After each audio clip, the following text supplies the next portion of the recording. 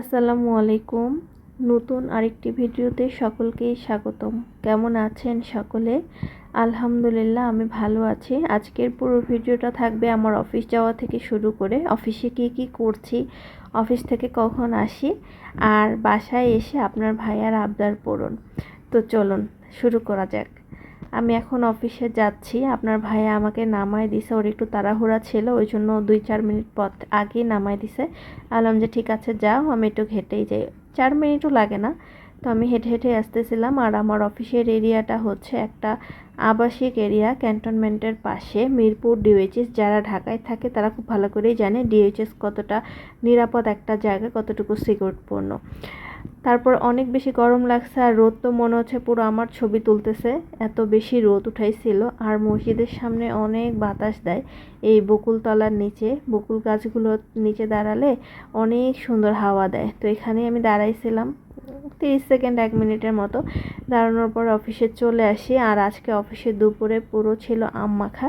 এই গরমে 11:30-12টার দিকে যদি এরকম আম মাখা হয়, আমি ভয়েস দিতে পারতেছি না। সত্যি আমার এটা দেখে মনে হচ্ছে এখনই আম মাখায় খাই, কিন্তু এখন ঘরে আম নাই, এখন আম মাখায় খাওয়ার মতো কোনো সুযোগ না। আর এটা এত মজা হয়েছিল, কিচ্ছু না, জাস্ট মরিচের গুঁড়া বেশি করে দিয়ে দেখেন কি লাল লাল বানাইছি, লবণ, তারপর একটু চিনি, এই তো।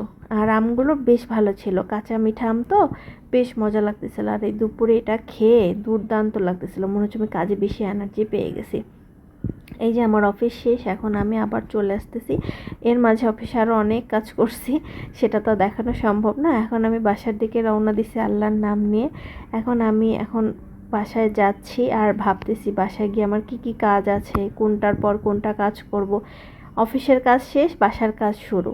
তাহলে সারাদিনের রেস্টটা কোথায়? ওই যতটুকু সময় ঘুমাই ততটুকু সময়ই শুধু রেস্ট, তারপরে আর কোনো রেস্ট নেই। তারপরেও অনেকে বলে হ্যাঁ সবাই চাকরি করে, মেয়ে মানুষের কী কাজ, এগুলো বলবেন না দয়া করে, এগুলো কষ্ট দেয়।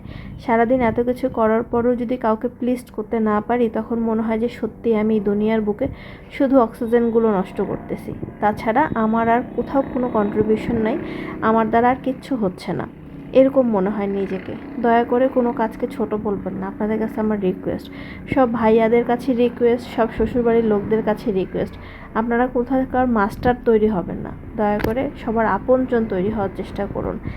যাই হোক, এই যে দেখতে দেখতে আমি বাসায় চলে আসছি। আর একটু মেঘলা মেঘলা ওয়েদার ছিল, বৃষ্টির দিন। তো আপনার ভাইয়া বললো যে হচ্ছে এগুলো চিতই পিঠার মতো বানাও। তো আমি তো কী করবো, আর হাজব্যান্ডের খাইতে ইচ্ছা করছে, চালের আটা, ডিম, পেঁয়াজ মরিচ দিয়ে, লবণ হলুদ দিয়ে সুন্দর করে বানাচ্ছিলাম। খেতে আসলে অনেক বেশি মজা ছিল। এই শীতের দিনে কাদের এরকম ভাজা পোড়া খাইতে ইচ্ছা করে অবশ্যই কমেন্টে জানাবেন। হ্যাঁ, এই তো আমি এটা রেডি করে দিলাম। আপনার ভাইয়াও বেশ পছন্দ করছে। আমি তো আল্লাহ করতেছিলাম যেন অনেক ভালো হয়, অনেক মজা হয়, যেহেতু খাইতে চাইছে। যতই ক্লান্ত হয়ে আসি না কেন, যখন হাজব্যান্ডের পছন্দের কিছু হাজব্যান্ডকে বানায় খাওয়াইতে পারি, তখন ভিতর থেকেই শান্তি লাগে জানেন। ভালো লাগলে ভিডিওটা লাইক কমেন্ট শেয়ার করবেন। আল্লাহ হাফেজ।